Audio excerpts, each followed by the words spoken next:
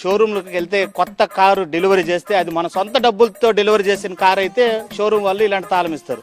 అయితే ఎవరో కొనుగోలు చేసినటువంటి ఒక కారుకి ఇంకొకటి వచ్చి తాళం ఇచ్చినట్టుంది చందాన.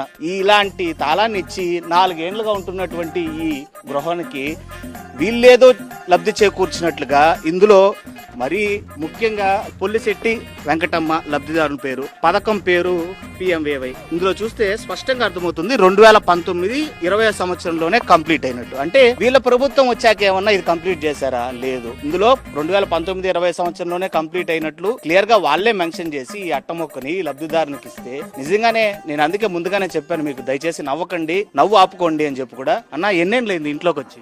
3 ఏళ్ళు అవుతుంది. 3 ఏళ్ళు కట్టి 3 ఏళ్ళు అవుతుందా? 3 ఏళ్ళుగా ఉంటున్నారు. 3 ఏళ్ళు అవుతుంది. ఏంటన్నా ఈ తాళంతో ఓపెన్ చేశారా? మళ్ళీ ఈ తాళం తట్ట ఓపెన్ అవుతుందండి. ఓపెన్ అవుతుంది. ఎందుకన్నా ఈ తాళం?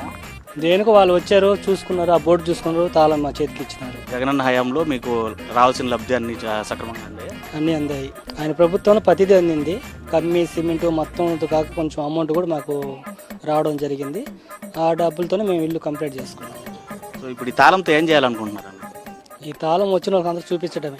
ఏం చెప్పారన్న? ఈ తాళం చేతికి ఇస్తే ఏం చెప్పారు? ఈ తాళం ఇస్తా ఈ ఇల్లు మేము కట్టిస్తున్నట్టు, మీ ఇల్లు మేము గృహప్రవేశం చేసి మీకు తాళాలు చేతికి ఇస్తున్నాము అని చెప్పి ఇచ్చినారు. అప్పుడు మీకు నవ్వు రాలేదన్నా?